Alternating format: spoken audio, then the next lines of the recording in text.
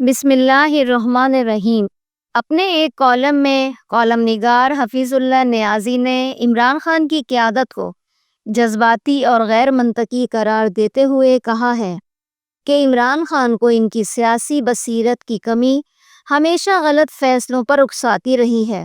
عمران خان نے گزشتہ 11 سالوں میں کئی بار جلسے، دھرنے، لانگ مارچ اور احتجاجی مہمات کی قیادت کی، لیکن یہ سب ناکامی سے دوچار ہوئیں۔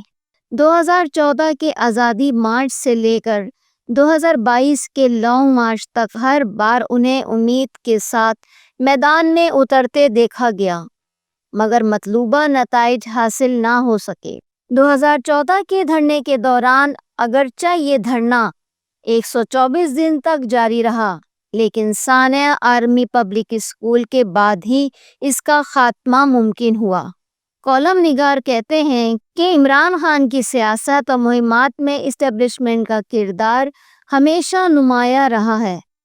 2014 کے دھرنے میں عسکری قیادت نے دامے درمے سخنِ حمایت فراہم کی۔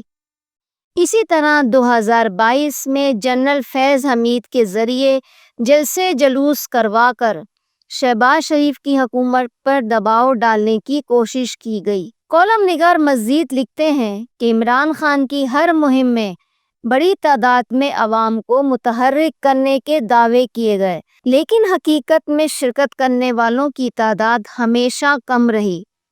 2014 کے مارچ میں 2000 لوگ لاہور سے روانہ ہوئے اور 2022 میں 30 لاکھ کا دعویٰ کر کے صرف 3000 افراد اسلام آباد پہنچے۔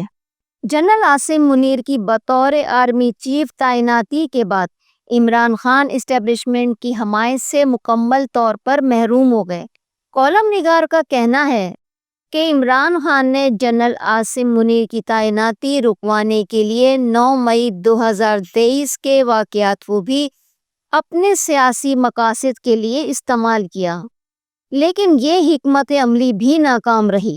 کالم نگار حفیظ اللہ نیازی نے عدلیہ کے کچھ ججز کی جانب سے تحریک انصاف کو دی جانے والی مبینہ حمایت کا ذکر کیا اور اسے تحریک انصاف کی سیاست کا ایک اہم ستون قرار دیا، لیکن 26ویں آئینی ترمیم کے بعد اس حمایت کے امکانات بھی ختم ہو گئے۔ عمران خان نے 24 نومبر 2024 کو ایک اور لانگ مارچ کی کال دی ہے، لیکن ماضی کے تجربات اور موجودہ سیاسی حالات کو دیکھتے ہوئے اس کی کامیابی پر شک و شبہات کا اظہار کیا گیا ہے۔ کالم نگار کا کہنا ہے کہ تحریک انصاف کی قیادت کی صلاحیت پر سوالیہ نشان ہے اور ان کی کامیابی اسٹیبلشمنٹ کی حمایت کے بغیر ناممکن ہے۔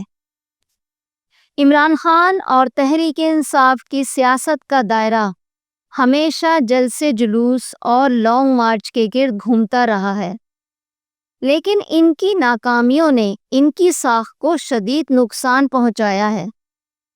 اسٹیبلشمنٹ کی حمایت ختم ہونے کے بعد تحریک انصاف کے لیے اپنے اہداف حاصل کرنا اور بھی مشکل ہو چکا ہے۔